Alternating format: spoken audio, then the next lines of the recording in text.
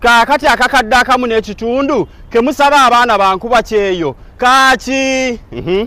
njagala kumanya ani yabagamba nti twajja kukolerera mmwe basajja mmwe mutufuukidde ekizibu ntegera kamala okuwummuza wanene ecupa yange ey'ebbeeyi mujje gwani gwe bitaaki jangu bita abaana bakwata ekkubo ne bava e Kampala ne bava e Uganda ng'ensi balemeredde ng'ensi bakaluubiridde ate mwe mubasaba akamu ekitundu kaaki jangu mumanyi bampita Mr. Abroad siina kyentya basajja mmwe mutubonyabonyeza ebbanga ddene abaana bakwata ekkubo bajje banoonya omusimbi gwabwe ate mwe muguzanyiramu kamu ekitundu kaaki jangu sembera togenda wala njagala ombuulire sebo akamu ekitundu koosaba abaana bagenda kajja wabaterako ku visa ne passport abaana bali eno babonaabona temulina kye mbayamba emirambo gi abaana bafiiridde eno temulina gwe muyamba gwani bitabiki kaaki mwe mubeereyo ne mulowooza nti buli omu agenda kulya ku mmwe toziruka todduka sebo jangu nsinzira mitala w'amayanja eno yonna eno gye mulaba mitala w'amayanja tewali yadde muwoma n'omugwe munaatuwa sente za visa Edi mutwe waliwo ebintu ebibeerawo nogaana naye okubyogerako bino kansooke mmala okukakanya emotions obyogerako mutuufu abantu mmanyi abasinga bwe mwalabye ejjo vidiyo ya Edi Mutwe ng'ayogera buli omu byamuweddeko kati byadde bikyampeddeko nga maze okulaba vidiyo ya Edi Mutwe then ate nendaba abato nengamba ffe tuwuliridde bwe tuti ku Edi Mutwe olwo abaana be maama we mukyala we bawulira batya kati ebyo byensinzirako ne ŋŋamba nti abasajja abatukoze be batukoze ne famire zaabwe n'abaana baabwe tujja kubeesasuliza ze nzikiririza mu revenge abali eri waliwo abajja ne batugamba naye mu obukyayi bwe musiga abazadde be babakoze abaana bali innocent tebabimanyiiko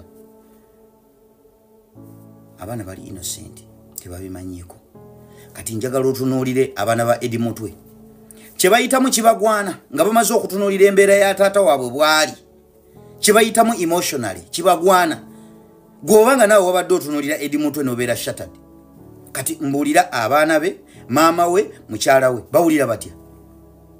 emotionally golooza abaana abo nga balaba taata waabwe balabye taata waabwe bu video bakyabulaba kitaabwe embeeri gyafaananamu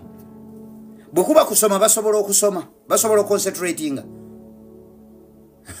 kati oŋŋamba nti bali eri abaana tebabigwana bazadde baabwe be bakoze abaana ba Edi Mutwe kye bayitamu kye njagala nkubuuze nti ekyo bo bakigwana kuba kino tekibalira ku Edi Mutwe nti bamukubye alina obulumi biki ekyo kati kisukka okuba ku Edi Mutwe nti we batulugunya Edi Mutwe ne bamufaananya nga we bamufaananyiza ye nga ye omuntu ayita mu bulumi n'abaana be ne mukyala we ne maama we bagaba n'obulumi obwo emotionally baabo kye bayitamu bakigwana gwe nga tonna ŋŋamba mbu okwesasuliza abaana baabali bajja kusasula bannayuganda njagala tuve mu bino abasajja be batuzizaamu batufudde minyama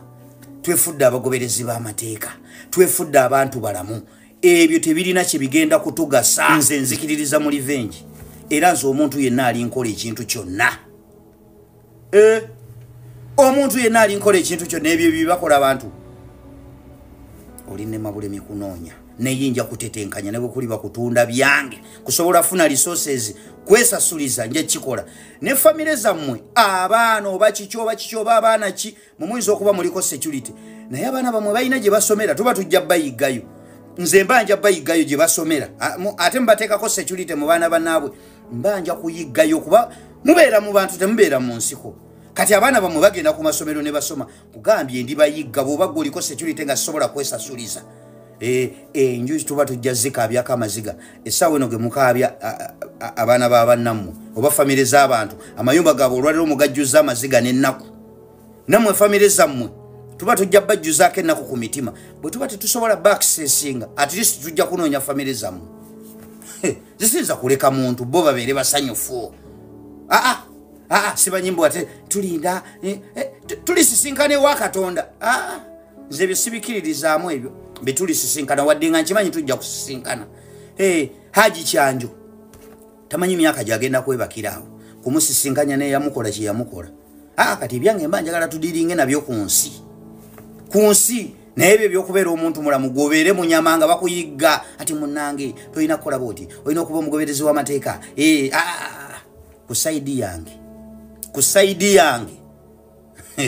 ze nafuuka kirala toyinza kulaba ebyo nogamba gwosigale ng'okyali muntu mulamu bo bali batufuule nti tuvulima ennyama gyabwe baagala okujja okukola bye bakoze gwe bakola bizinensi z'abantu mayimba g'abantu bagamenye bannayuganda omunaddamu ebyo ebyobuntu bulamu simanyi otudde eri kikuba omwetooloolo kiti bwe baba tebakututte kutulugunya nga edi mutwe bajja kumalawo bizinensi yo olwaleero kati abasuubuzi tebali mu kaaba baabo babagambye nti simanyi kati konteyina ebyokwegattamu okutwala ebintu tebikyaliwo bajja kutulugunya mu ngeri eyo ekyo kinabalemeddwa okutulugunya bwe batyo at least akayumbako bajja kamenya mbuoli mu lutobazi nga waliwo ayagalawo bwe batyo bwe bajja batutulugunya gwoyinza olowooza nti sijja beera mu byabufuzi kati olaba edi mutwe kye babakoze akabizinensi okasange nga bakokyeza nga kayidde kuba waliwo ayagalawo kati ebyo yes agikubye munda. Respect Honorable Senyonyi, respect our loop, respect the leader of opposition. Mananga abantu b'Nakawa tetwakola nsobi twalonda twamala ayagala kadi y'omunakawa West ng'owulira ojagala linda after 10 years nga 2026 taliiko kati 2026 waggwako mugenda kujjaawo mu 20 mujja kujja after 10 years ng'ogyeko 2026 Senyonyi alina okukalakata Nakawa West paka emyaka abiri nga yafuga nga MP wa Nakawa West okitegere ekintu ekyo wetumujja kuba MP tumuteeka kuba president alina okufuga ku ggwanga Uganda bana abasajja bategeera ekintu kye bayita foreign policy okitegere ekintu ekyo bategeera ekintu kye bayita foreign policy eno revolution nabagamba yaba technocrats woba tomanyi foreign policy ne tuyingira mu bintu by'amateeka nga biri mu democracy ne human rights please don't comment bireke kuba tobitegeera. Respect all the fighters, respect all soldiers, ejibaita love for your nation. Don't apologize ku video yona gye wakoze egamba paka ba parliament bafulume. Don't apologize. Okitegera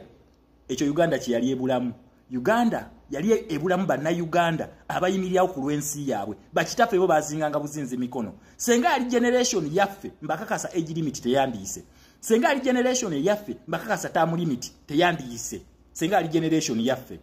Naye munange bakitaffe bo baddanga eri kuzinga mikono okitegera ekintu ekyo nga batunula butunuzinga buli kimu kiyitawo bagende batuteeseze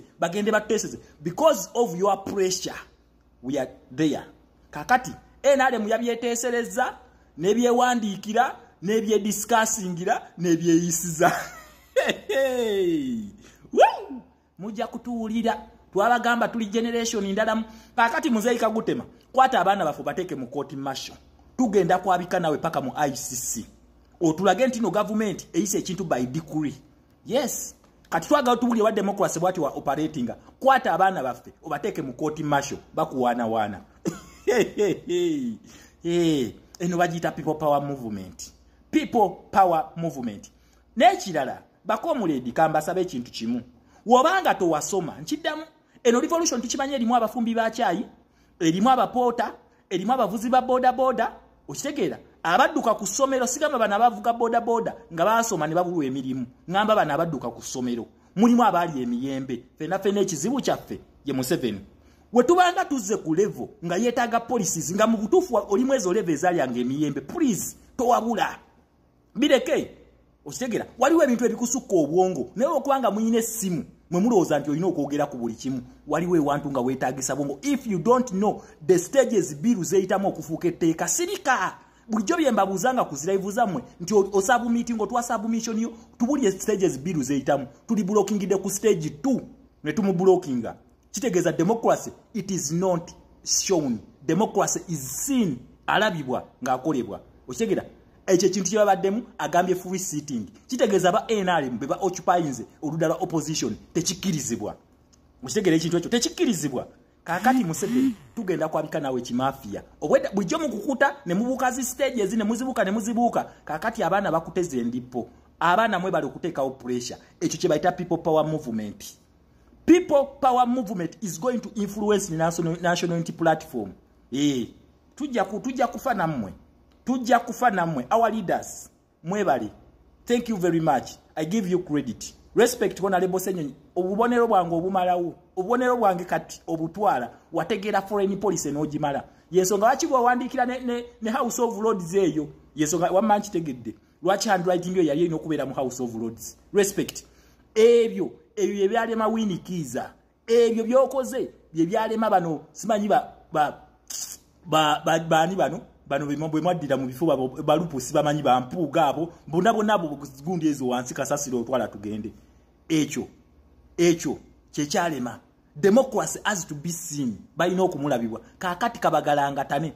tugenda kukitwala mu court tukichalenjinge wetuva mu court ze ne zigana tugenda kweyongera kubanga we are fighting a fake system. Fake system ekoletya ekyo kyemulabye nti opposition egana ekintu democracy yekwekebwa mu kizikiza ate mwene mubiyisa. Yes, katugenda paka mu chata zonna tuzi interpreting eyo tuli blockinze.